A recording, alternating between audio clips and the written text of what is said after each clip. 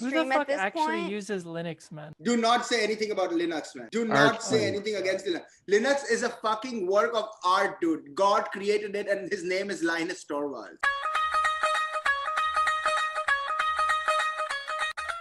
I love this song.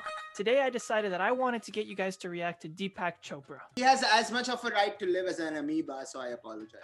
Well, you know, if we're talking philosophically, I don't think any of us have more right to live than amoeba. That was deep. That touched my G-spot. Let's go. I found a video earlier today on Deepak Chopra from way back in 2009. The reason I'm using this clip is because it's literally the only clip that I could find of Deepak Chopra where he wasn't talking for over an hour. It's only 4 minutes long. You are going to take 4 minutes of my life, which is never going to come back. Let's go. Wow, nice music.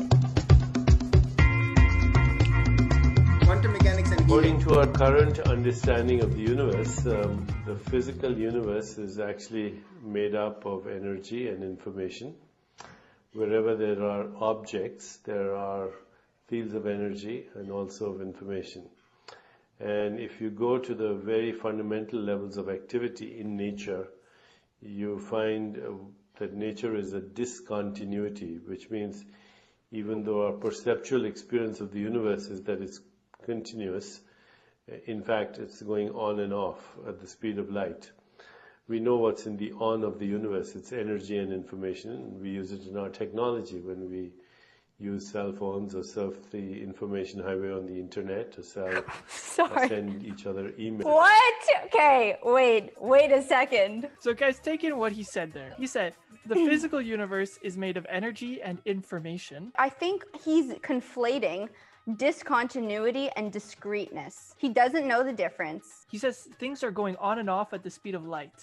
So like Hannah says, he's talking about it being discrete, but is time discrete? What? Could be. We don't know if it's discrete or not, but the fact that he is both claiming that it is discrete and that he knows the time step. Time step is 1 second. Every time I close my eyes and open my eyes, information is changing.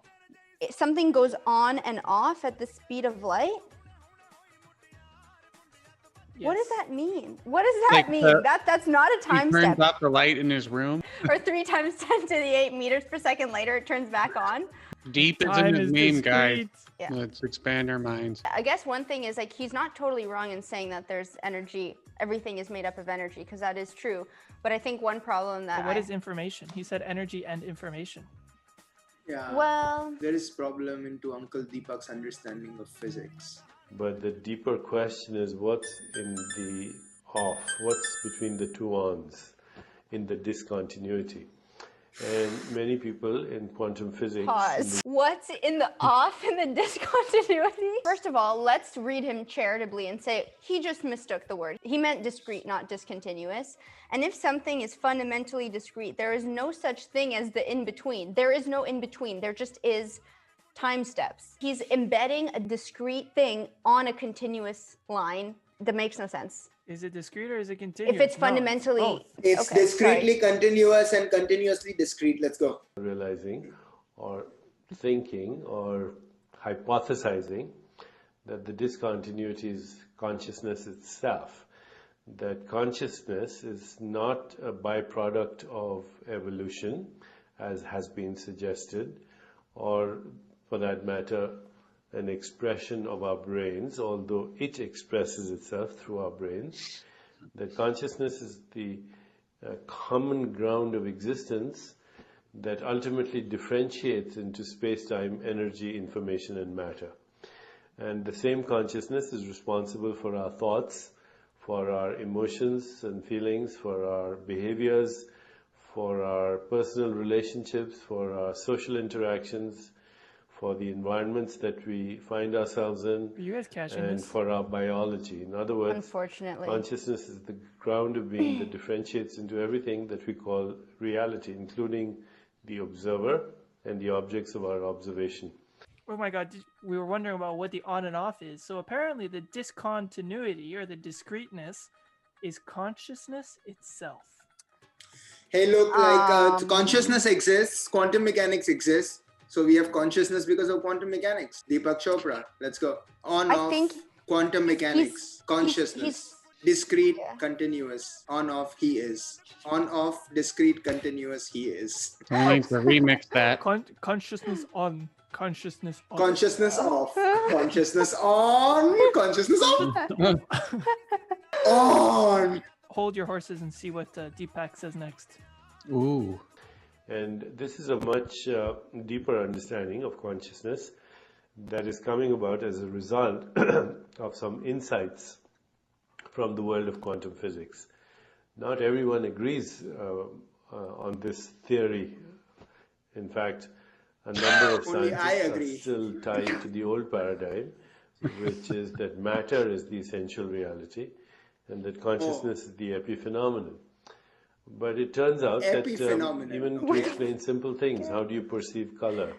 How do you imagine? How do you see pictures in consciousness and hear sounds in consciousness? You have to recognize that this cannot be explained by any reductionist model.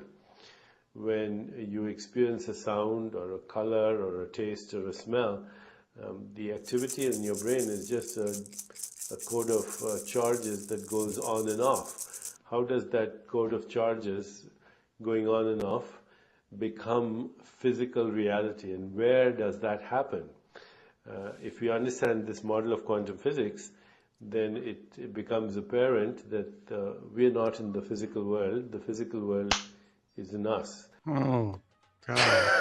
So Deepak is actually a new kind of hoodlum, because in the early days you could not, you would attribute whatever which is occurring in the universe or whatever you cannot explain to God or whatever. Deepak just attributes this to quantum mechanics. There is something truth in what he said, that like you cannot have like what smells and colors. That's an emergent phenomenon. A reductionist theory will never be able to explain it, because color is an emergent property. So if you take a bunch of molecules and atoms of a similar or some chains, then it will have some color property, but it does not have a color property that is intrinsic, right? He assumes reductionist and emergent at the same time, because he is assuming that all of our conscious thoughts can be attributed to quantum mechanics, which you need to be a reductionist to believe that. But he also is attributing properties of color and smell as emergent properties. You gotta pick a side, man. Yeah, I'm not sure what he's saying. I mean, neural networks are almost proof that, like, you can have emergent properties. He I'll tell you- needs to sell his snake oil to rich people in Monaco. He's literally taking any word that he thinks sounds mildly intelligent and is sticking them together in a string. I watched this video like 3 times earlier today, and maybe I'm giving this guy too much credit, but I got the vibe that he was talking about a Copenhagen wave theory collapse interpretation of quantum mechanics. This is the way that quantum mechanics was first taught, right? That you have these strange properties. So for example, you have a wave function, it can be in a superposition of 2 different states, and as soon as you look at the state, it's going to collapse. People were saying that, oh, you know, it depends on our consciousness. As soon as you make the conscious decision to look, you force it to collapse. But I got 2 problems with this thing. One, he was saying that some hold to a paradigm that consciousness does not alter our reality, and it's the new school of thought to say that consciousness does affect reality. It's the other way around. This is a very old idea. Yeah, like in the early Yeah. days of quantum mechanics, there's actually a record of this, that at a conference, Wigner was debating someone about how a cat could collapse a wave function, but a mouse probably couldn't. A mouse wasn't conscious enough to collapse a wave function, but a dog could, a cat could.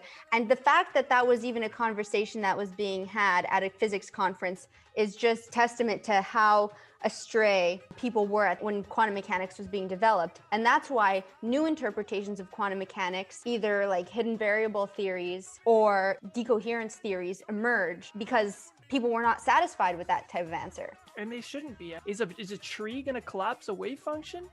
It doesn't make sense. There's a reason why people moved away from this idea. So it's complete BS what this guy's talking about.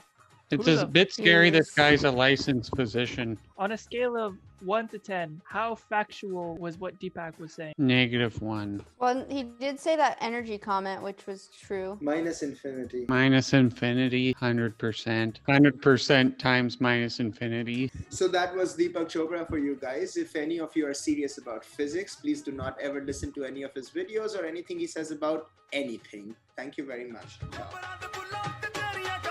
Listen, Support. white people, can you sit Support. like this or no? I You can can do sit that. like this, bro. For a fact, oh, I cannot. balance. High spirits, guys. High spirits, everyone. Rasputin, lover of the Russian queen. Na na na na. Living la vida loca. Come on, living la vida loca. Come on, living la vida loca. Ole, ole, ole, ole. Feeling hot, hot, hot. You know this song, Alex, or no? No. What the fuck do you Alex. listen to? Dude!